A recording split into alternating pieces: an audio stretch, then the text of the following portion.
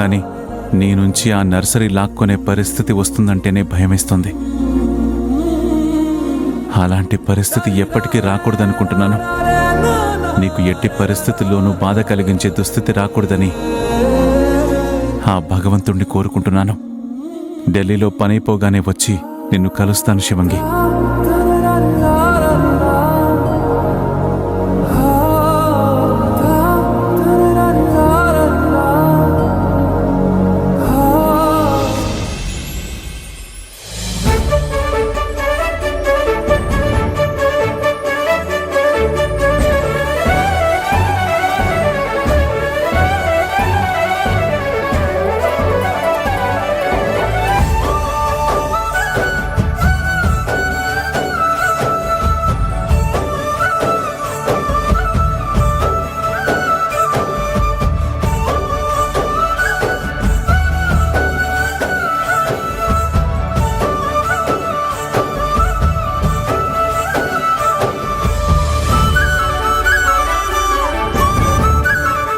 లడ్డు లడ్డు ఏంటి శివంగి?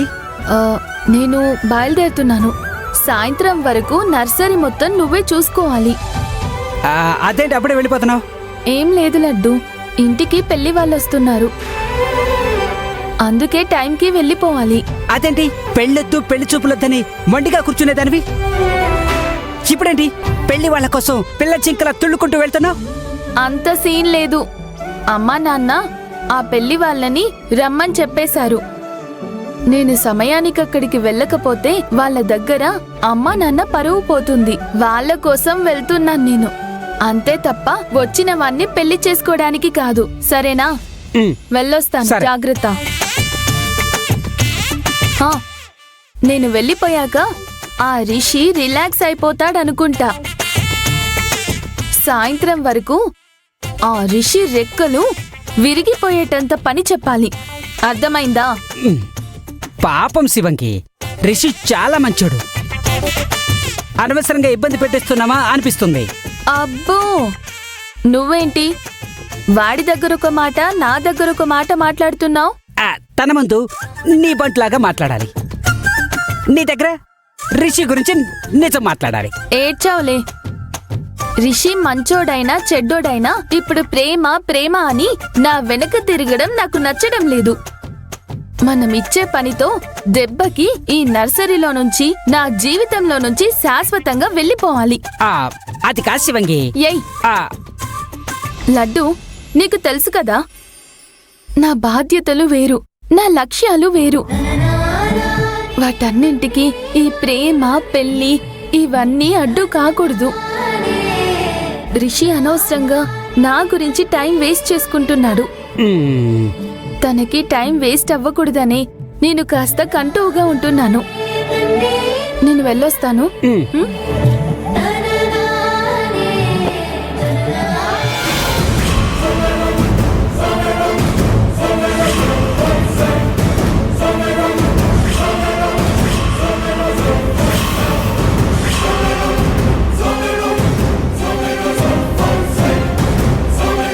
వెళ్ళిపోయావు కదా, మళ్ళీ వచ్చావేంటి?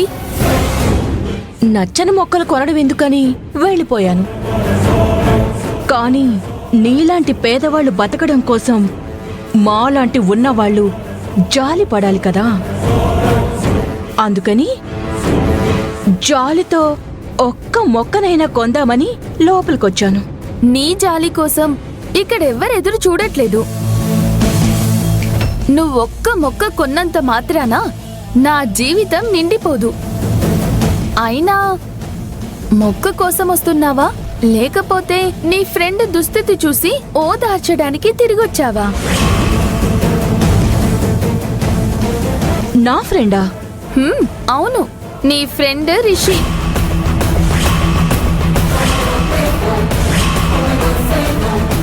అయితే ఆ పనివాడు రిషియేనా?